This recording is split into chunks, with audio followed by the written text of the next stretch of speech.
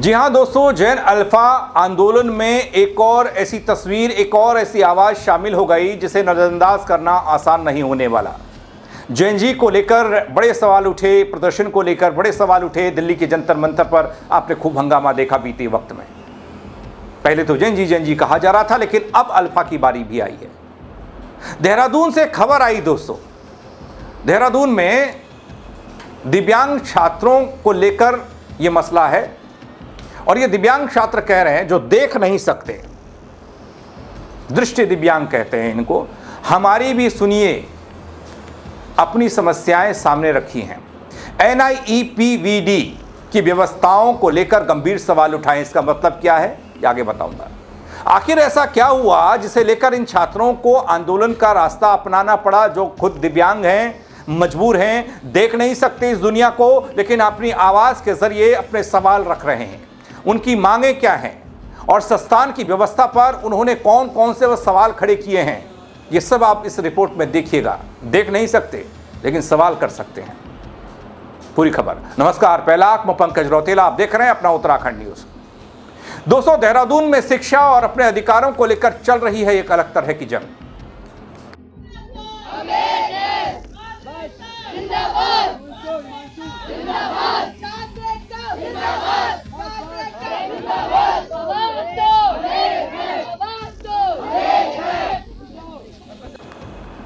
जैन और alpha, Jain alpha की मुहिम अब दृष्टि दिव्यांग छात्रों तक भी जा पहुंची है।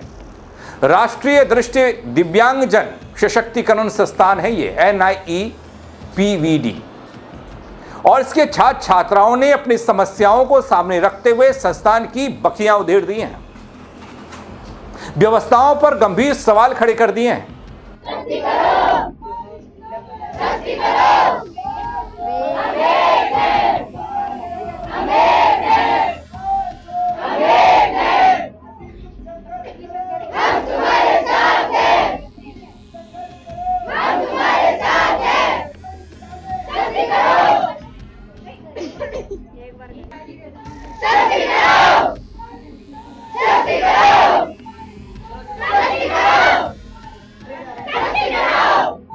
दोस्तों, NIEPVD यानी national institute of the empowerment of persons with visual disabilities, Dehradun Uttarakhand में स्थित है। ये भारत सरकार का प्रमुख संस्थान है। ये यहाँ दृष्टिबाधित लोगों की शिक्षा, प्रशिक्षण, पुनर्वास से जुड़े काम होते हैं, किए जाते हैं।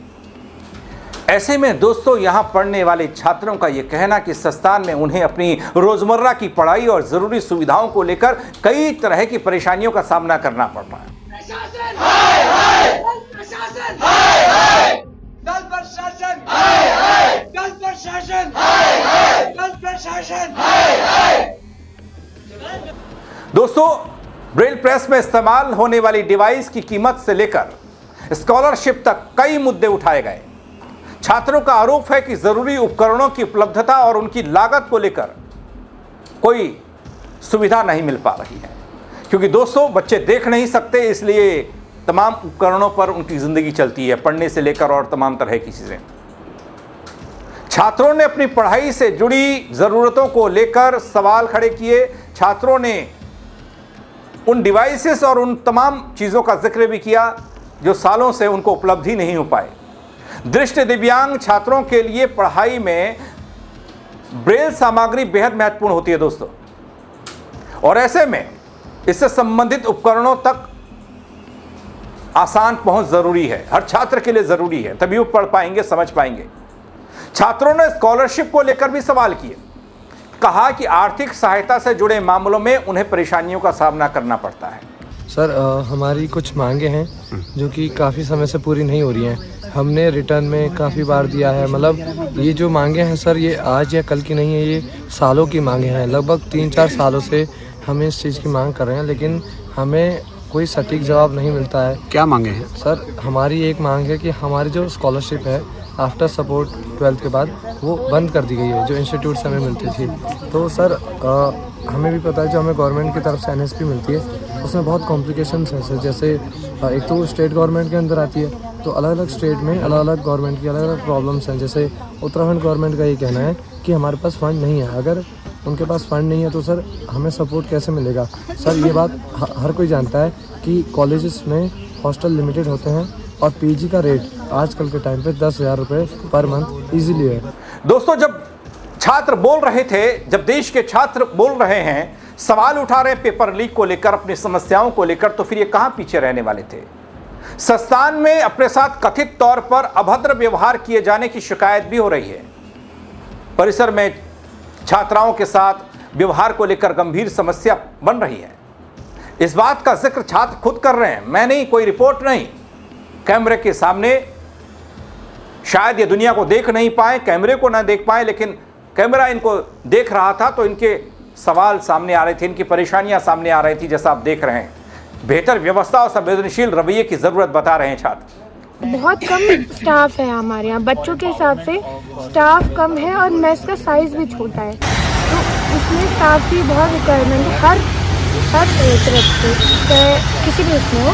और रही बात डिस्पेंसरी की, तो हम डिस्पेंसरी जाते हैं, हम लोगों को वेटिंग पे रख दिया जाता है कि आप हॉस्पिटल आपको ले जाना है, आप वेट करो, कॉल करेंगे। ना ही तो कॉल आता है, ना ही जल्द से जल्द ले जाया जाता है। कोई सीरियस प्रॉब्लम किसी को हो तो भी उनको कहा जाता है कि वेट कर लो, हम बच्चे इकट्ठे करेंगे फिर एक साथ लेके जाएंगे, आपको पर्सनली हम नहीं ले जा सकते।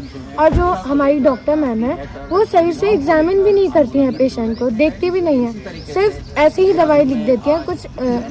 और यहाँ पे मतलब जैसे डिस्पेंसरी है, कोई भी बेसिक सी दवाई है यहाँ पे उपलब्ध नहीं होती, वो 2 दिन 3 दिन 4 दिन वेटिंग में चली जाती है कि भाई वेट करो, 4 बजे आएगी, सुबह बोला जाएगा, फिर नेक्स्ट डे, फिर ऐसे करके 2-3 दिन बाद वो दवाई आती है। दोस्तों, स्वास्थ्य सुविधाओं को लेकर भी छात्रों ने अपनी परेशानी साझा की है। एक परेशानी हो तो बताऊं, सालों से ये लोग जूझ रहे हैं। छात्रों का आरोप कि डिस्पेंसरी में स्वास्थ्य संबंधी मामलों को लेकर अपेक्षित स्तर की तत्परता नहीं मिलती, उस तरह का क्विक रिस्पांस नहीं होता जिस तरह की इनकी हालत है। वही लंबी लंबी कतारें, वही लंबे वक्त के बाद इलाज। छात्रों के मुताबिक दृष्टि दिव्यांग छात्रों के लिए स्वास्थ्य सुविधा आसानी से उपलब्ध होना बेहद ज़रूरी है, लेकिन उन्हें इस मोर्चे पर भी दिक्कतों का सामना करना पड़ रहा है, सालों से करना पड़ रहा है। हमारे में क्या हुआ कि आज जैसे हम आंदोलन कर रहे थे जब, तो उस टाइम पे बच्चों को मतलब ये होता है, बच्चों को पर्सनली टारगेट कर दिया जाता है ताकि वो वीक पड़ जाए। अपने मतलब हर तरह की कोशिश की जा रही है कि किस तरह दबाया जाए। आज भी एक लड़की को उसकी पर्सनल प्रॉब्लम्स के लिए टारगेट किया कि हम आप में इसकी हेल्प कर रहे हैं ना, और आप नारेबाजी कर रही हैं। और पेरेंट्स को मिसगाइड करा जा रहा है, टीचर्स पेरेंट्स से तू तड़ाके से बात कर रहे हैं और बच्चों के बारे में गलत इन्फॉर्मेशन कि अगर आपके बच्चे ने आंदोलन करा तो हम उसको स्कूल से रस्टिकेट कर देंगे। दोस्तों, छात्रों ने मोबिलिटी इंस्ट्रक्टर्स की भारी कमी का मुद्दा उठाया। उनका कहना है कि दृष्टि दिव्यांग छात्रों के लिए इसकी भूमिका बेहद महत्वपूर्ण होती है, क्योंकि इसमें उन्हें स्वतंत्र रूप से आवाजाही, उनकी दिनचर्या, उनकी गतिविधियां, उस सब में मदद मिलती है। स्टाफ की कमी के कारण कई छात्र हॉस्टल में रहने के लिए मजबूर हैं दोस्तों, लेकिन उन सब के बावजूद इन ओर कोई देख नहीं रहा है, इन छात्रों की ओर कोई देख नहीं रहा है। सर, हमारी तो सबसे जो मुख्य समस्या है सर स्कॉलरशिप से रिलेटेड है। हमें ये कमिटमेंट दिया गया था कि लैपटॉप दिया जाएगा, उसको भी फुलफ़िल नहीं किया गया। स्कॉलरशिप हमारी क्यों बंद की गई उसका प्रॉपर जस्टिफिकेशन नहीं है, और हम चाहते हैं कि वो स्कॉलरशिप दोबारा स्टार्ट हो जो हमें पहले इंस्टीट्यूट द्वारा प्रोवाइड कराई जाती थी। रिड्यूस्ड ब्रेल अप्लायंसेस और ब्रेल प्रेस द्वारा जो प्रोवाइड कराई जाने वाली बुक्स थी, उनका हम रिड्यूस रेट चाहते हैं, क्योंकि जो बुक्स हैं वो 78 रुपये की अगर कोई भगवत गीता है तो आज 500-1000 रुपये में मिल रही है, जो हमें पहले सब्सिडी रेट पर 78 रुपीज़ में मिला करती थी। ब्रेल अप्लायंसेस 36 रुपीज़ के हैं, वो 1036 रुपीज़ के मिल रहे हैं। वो हमारी डिमांड है। हमारे इंस्टीट्यूट में कोई स्थायी निदेशक नहीं है। हमारी डिमांड है कि हम किसी भी इंस्टीट्यूट को चलाए रखने के लिए एक स्थायी निदेशक का होना इंस्टीट्यूट में अति आवश्यक है सर, तो ताकि हमारी बातों को सुना जाए। और इस प्रकार का प्रोटेस्ट नहीं होता यदि हमारी बात प्रॉपर ढंग से सुनी जाती है और उन पर एक्शन लिया जाता है। सिलसिलेवार तरीके से खाने पीने से लेकर इनके उपकरणों और इनके पढ़ाई के संसाधनों पर काला अंधेरा छाया हुआ है। अब इन लोगों ने भी दोस्तों दिल्ली के जंतर मंतर पर हुए आंदोलन में मिली जीत के बाद अपनी जीत का रास्ता देखा है, वो भी उन आंखों से देखा है जिसे वो दुनिया को देख नहीं सकते। सरकार और सिस्टम तक ये बात भी पहुंच चुकी है दोस्तों, क्योंकि कई दिनों से इनके कुछ वीडियोस भी वायरल हो रहे हैं, लेकिन अब तक मेरे तक कोई ऐसी जानकारी नहीं पहुंची कि किसी ने इनकी सुध ली होगी या फिर इनके बारे में सोचा होगा।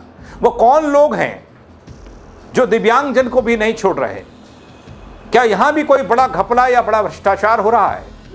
वो इसलिए दोस्तों क्योंकि ये देख नहीं सकते, इसलिए कुछ भी कर लो, इनके हक हुकूक पर डाका डाल लो, इनके उपकरणों के लिए आने वाला वो पैसा भारत सरकार के संस्थान में ऐसी बदहाली क्यों है? ये सवाल पूछा जाना चाहिए। छात्र पूछ रहे हैं, आपका सहयोग मिलना चाहिए। क्या कहेंगे आप इन तस्वीरों को देखकर, इन छात्रों की पीड़ा को देखकर, इनके सवालों को देखकर?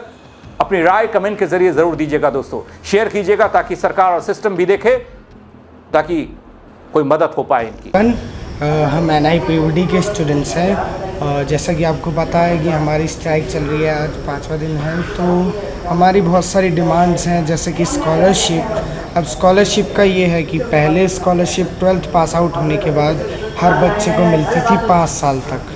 अब पिछले 2 या 3 सालों से वो स्कॉलरशिप बंद कर दी गई है मिनिस्ट्री द्वारा, और उनका ये कहना है कि बच्चों को NSP मिल रही है। अब NSP में हर स्टेट के अलग अलग फंड्स होते हैं जिससे वो लोग स्कॉलरशिप देते हैं कहीं ना कहीं, तो वो चीज़ें कहीं ना कहीं वर्क नहीं कर रही हैं और हर कोई बच्चा इसके लिए एलिजिबल भी नहीं है।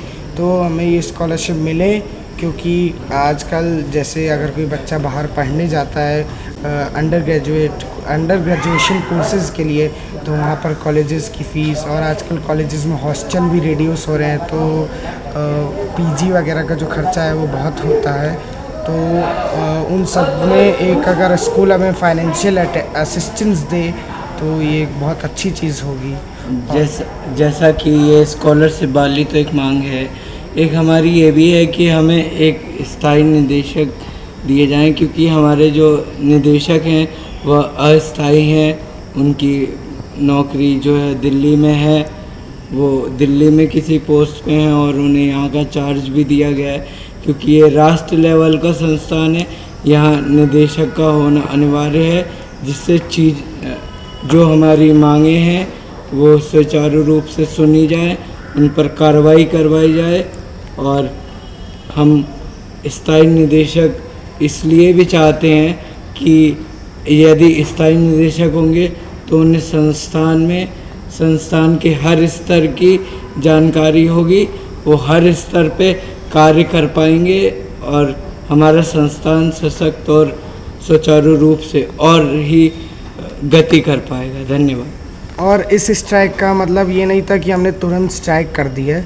ये डिमांड्स जो है 3-4 सालों से, मतलब हमारे जो एडमिनिस्ट्रेशन द्वारा कहा जा रहा है कि ये मिनिस्ट्री में चल रही हैं चीज़ें, बट इतना डिले चल रहा है। हमने बहुत सारी एप्लीकेशंस, बहुत सारी छोटी छोटी डिमांड्स जो है हमने मेल करके भेजी गई थी, बट जो है पूरी नहीं गई। इसलिए अब हमारा ये कहीं ना कहीं एक हमें स्टेप उठाना पड़ा कि जो है हमें स्ट्राइक ये करनी पड़ी। Thank you. दोस्तों फेसबुक पर देख रहे हैं, फॉलो कर लीजिएगा। यूट्यूब पर देख रहे हैं, सब्सक्राइब नहीं किया है तो वो कर दीजिएगा। मेरे साथ जुड़ने के लिए आप सबका बहुत शुक्रिया। जय उत्तराखंड।